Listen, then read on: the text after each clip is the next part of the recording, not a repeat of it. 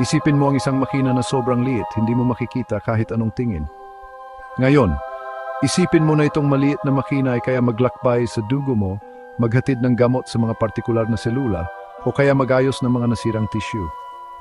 Ito ang pangako ng mga nanobot, mga robot na mikroskopiko na may potensyal na baguhin ang medisina, paggawa at maging ang pakidigma.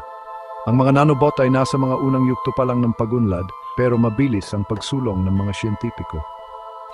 Ang mga maliliit na robot na ito ay karaniwang gawa sa mga molekula tulad ng DNA o protina na maaring pagsama-samahin para makabuo ng mga komplikadong istruktura na may napakatumpak na disenyo. Isipin mo na parang nagbubuo ka gamit ang mga Lego, pero mas maliit.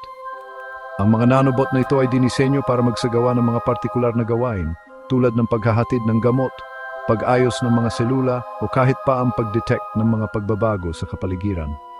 Maari silang i-program para mag-navigate sa katawan, puntirya ang mga partikular na lugar ng may katumpakan.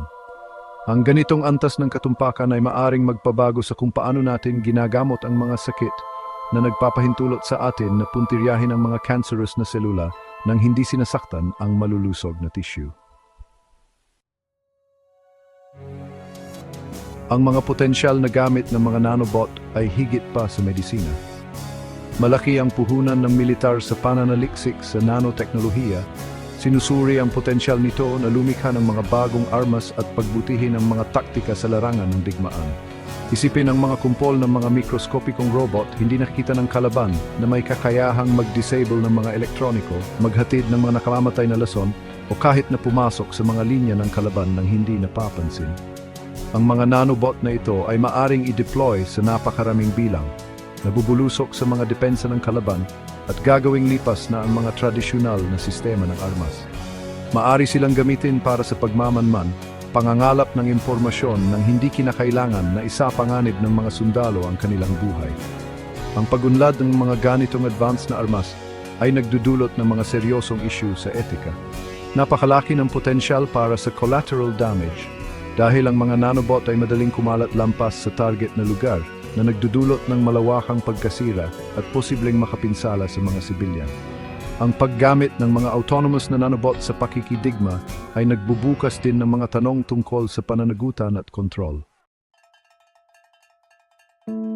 Marahil ang pinakanakakabahalang potensyal na gamit ng mga nanobot ay ang kakayahan nitong makipag-ugnayan sa utak ng tao. Sinusuri ng mga siyentipiko ang posibilidad ng paggamit ng mga nanobot para gamutin ang mga sakit sa neurological tulad ng Parkinson's disease at Alzheimer's disease. Gayunpaman ang teknolohiyang ito ay nagdudulot din ng pangamba sa pagkontrol sa isip. Isipin ng mga nanobot na may kakayahang manipulahin ang chemistry ng utak, baguhin ang mga mood, sugpuin ang mga alaala o kahit magtanim ng mga kaisipan.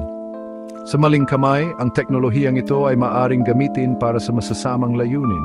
Sinisira ang malayang pagpapasya at ginagawang mga puppet ang mga individual na kontrolado ng mga panlabas na puwersa. Ang mga gobyerno o korporasyon ay maaring gumamit ng mga nanobot para sugpuin ang mga hindi sumasang-ayon, manipulahin ang opinyon ng publiko o kahit kontrolin ang pag-uugali ng bawat isa. Ang mga implikasyon sa person na kalayaan at autonomiya ay malim at lubasang nakakabahala. Ang pag-unlad ng nanoteknolohiya ay nagpapakita sa sangkatuhan ng isang tabak na may dalawang talim. Sa isang banda, nag-aalok ito ng mga hindi kapanipaniwalang pagkakaon upang mapabuti ang kalusugan ng tao, lutasin ang mga problema sa kapaligiran at isulong ang ating pag-unawa sa universo. Sa kabilang banda, nagdudulot din ito ng mga malalaking panganib, lalo na kung ang makapangyarihang teknolohiyang ito ay mapupunta sa maling kamay.